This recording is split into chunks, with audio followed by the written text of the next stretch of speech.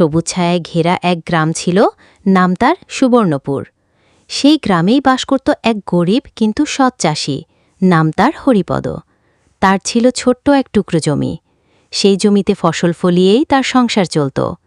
হরিপদ ছিল ভীষণ পরিশ্রমী, আর তার জমির প্রতি ছিল তার গভীর ভালোবাসা। কিন্তু এক বছর গ্রামে এক ফোঁটাও বৃষ্টি হল না। গ্রীষ্মের প্রখর তাপে নদী, নালা, পুকুর সব শুকিয়ে কাঠ হয়ে গেল। মাঠ ফেটে চৌচির। সবুজ ফসলগুলো ধীরে ধীরে হলদে হয়ে মরে যেতে লাগল। গ্রামের অন্য চাষিরা হতাশ হয়ে মাথায় হাত দিয়ে বসে পড়ল। কেউ মন্দিরে পূজা দিতে লাগল, কেউ আবার অলসভাবে আকাশের দিকে চেয়ে বৃষ্টির জন্য অপেক্ষা করতে লাগল। সবার মুখে এক কথা, এবছর ভাগ্যটাই খারাপ, ভগবান মুখ ফিরিয়ে নিয়েছেন। কিন্তু হরিপদ হাল ছাড়ার পাত্র নয়। সে তার মরে যাওয়া ফসলগুলোর দিকে তাকিয়ে ভাবল, শুধু ভাগ্যের দোহাই দিয়ে বসে থাকলে তো পেট ভরবে না, কিছু একটা করতেই হবে। হঠাৎ তার মনে পড়ল, তার দাদু বলতেন যে তাদের জমির এক কোণে একটা পুরনো পাতকুয়া আছে, যা বহু বছর ধরে মাটি চাপা পড়ে আছে। দাদুর মুখে সে শুনেছিল সেই কুয়োর জল নাকি কখনো শুকাত না। পরদিন ভোর হতেই হরিপদ কোদাল আর শাবল নিয়ে মাঠে গেল। সে ঠিক করল সেই পুরনো কুয়োটা সে আবার খুঁড়বে। কাজটা সহজ ছিল না, মাটি ছিল পাথরের মতো শক্ত।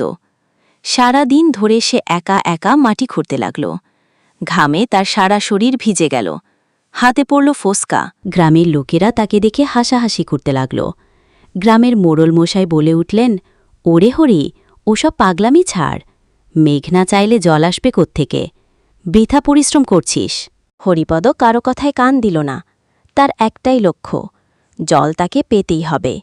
দিনের পর দিন সে মাটি খুঁড়ে চলল। তার স্ত্রী রোজ তার জন্য খাবার আর জল নিয়ে আসত, আর তাকে সাহস দিত।